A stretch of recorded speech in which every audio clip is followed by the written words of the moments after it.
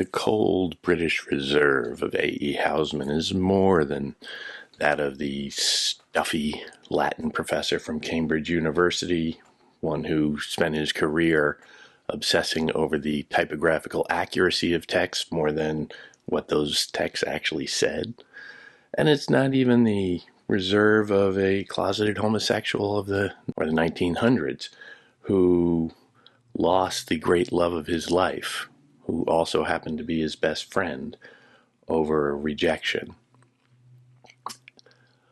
the rupture of which lasted with Housman until the end of his life. It is, above all, I would say, an aesthetic choice. And he wrote within that voice of repression, but a kind of clarity of focus that he needed to have in his life and in his work. And you can reject a lot of his work for a kind of sentimentality, and yet it doesn't really go into pure sentimentality, although it can be understood why you might think. The primary work he is known for, of course, is Shropshire Lad, the collection of poems. I think it's 63 in all. That gives this portrait of the English countryside in the waning 1900s. And it's very rural, it's very simple, and the people are honest country Englishmen.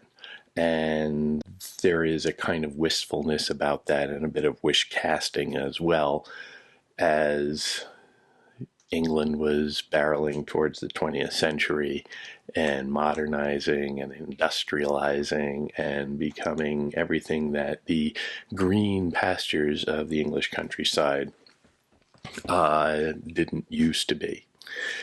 But among his work, probably his most famous poem is one. It is the 19th poem in the sequence, and it is alternately titled "The Time You Won Your Town the Race," or sometimes "To an Athlete Dying Young."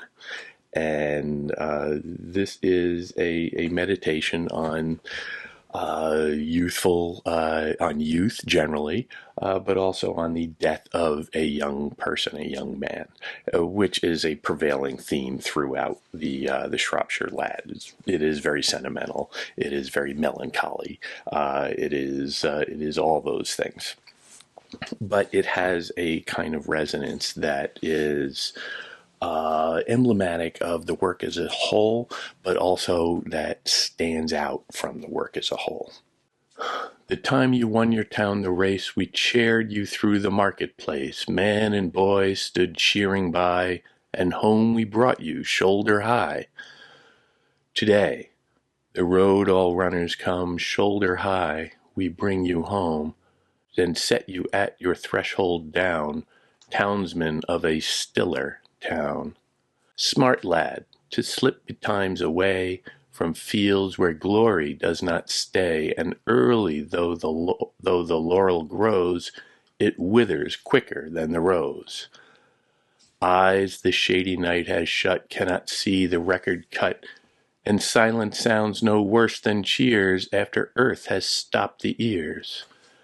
Now you will not swell the rout of lads that wore their honors out, runners whom renown outran, and the name died before the man. So set before the echoes fade, the fleet foot on the sill of shade, and hold to the low lintel up the still defended challenge cup. And round that early laureled head will flock to gaze the strengthless dead, and find unwithered on its curls the garland briefer than a girl's. Now you can see, you can obviously see Housman's classicism here in the ideal of the perfect male form, the perfect physical form, the celebration of athletic prowess specifically. It's very Greek.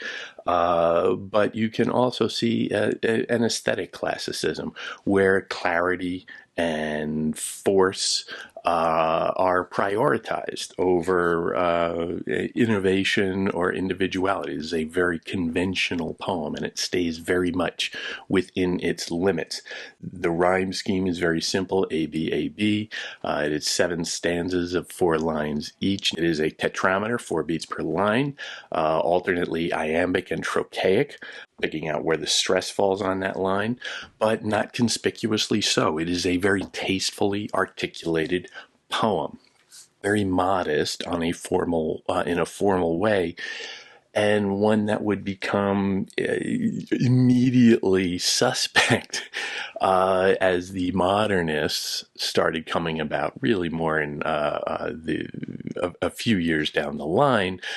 But this sort of polite, hospital-cornered poetry would be shelved as hopelessly outdated. It's your grandmother's poetry. It comes with a white doily on it, and so it clings to a certain ideal of artistry, a certain ideal of poetry that is automatically outdated.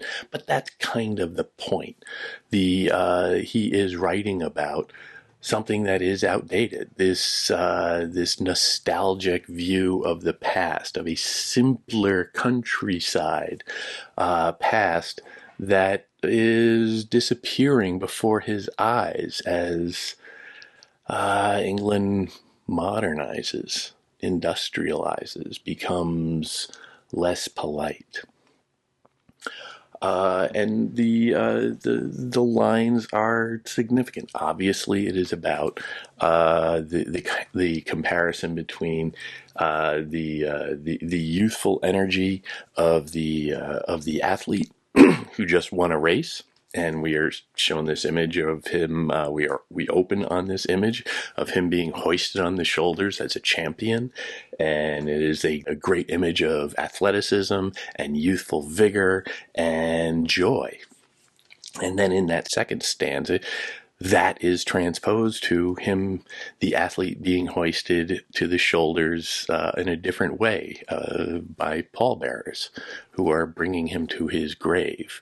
Today the road all runners come, shoulder high, we bring you home. And that's a very different image. They are carrying him to the graveyard and set you down and set you at your threshold down, the threshold between the life and death, perhaps, townsmen of a stiller town. So now their town, which is so idyllic and so much of an identifier for all of them, is now well, he is a stranger there. He is a visitor there because his town is the land of the dead, so to speak.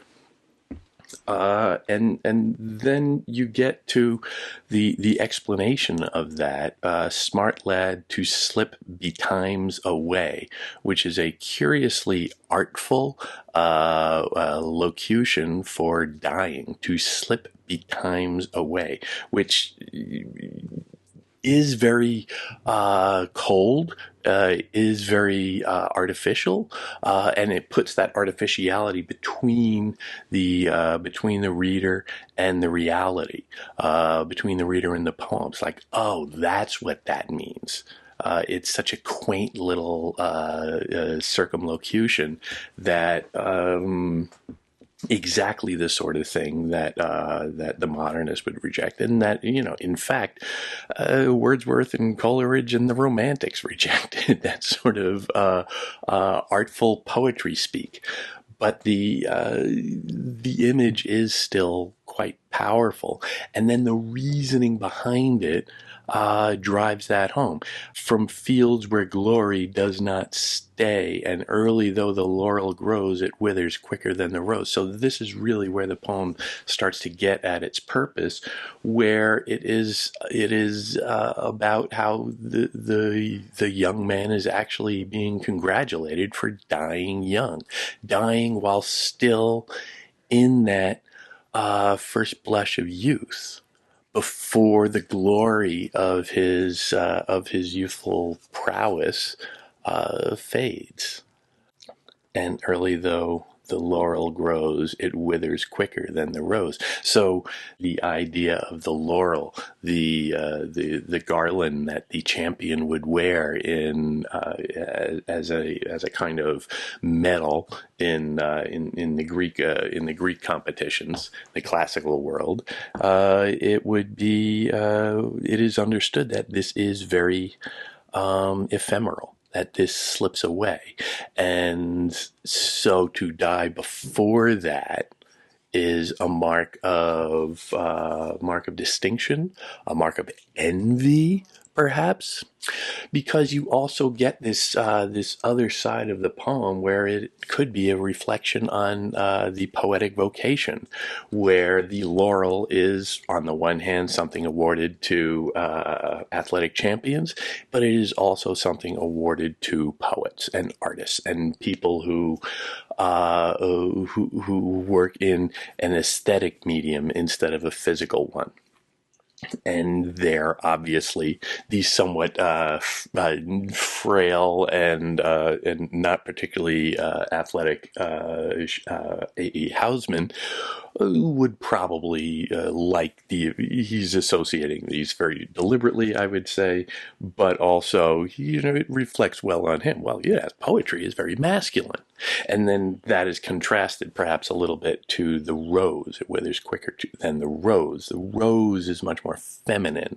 The rose is something about romance, perhaps. The imagery of the rose is very curious in this, because towards the end, it does come back. And round that early laureled head will flock to gaze the strengthless dead, and find unwithered on its curls the garland briefer than a girl's.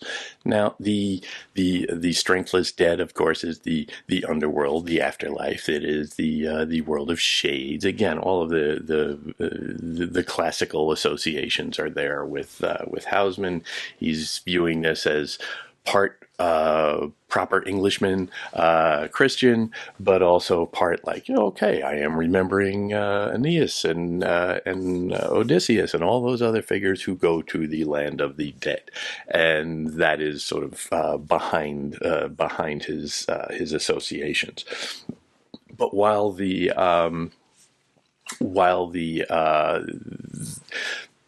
garland is again suggested to be ephemeral and quick to die, here it is an image of it lasting forever, because it is in the land of the dead, and find unwithered on its curls. The head of this young man, his curls, curly hair, again, classical imagery, and find unwithered on its curls the garland briefer than a girl's. So here, I mean, you can look at this a couple of different ways.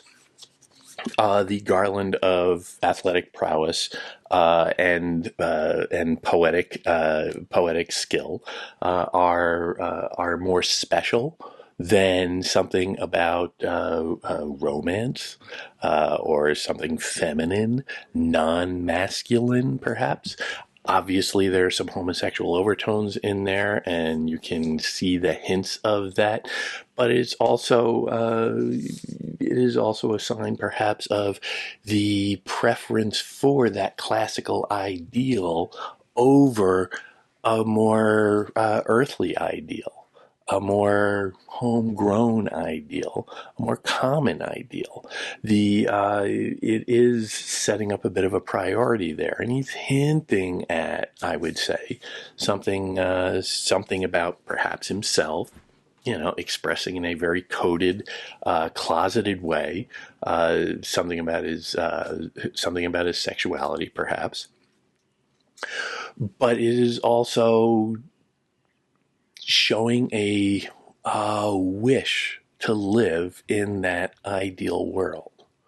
It is saying that, all right, well, that's better. Being dead is better. Being an image of perfection, an image of yourself at your most vital, forever, is better than slowly compromising, aging, falling apart.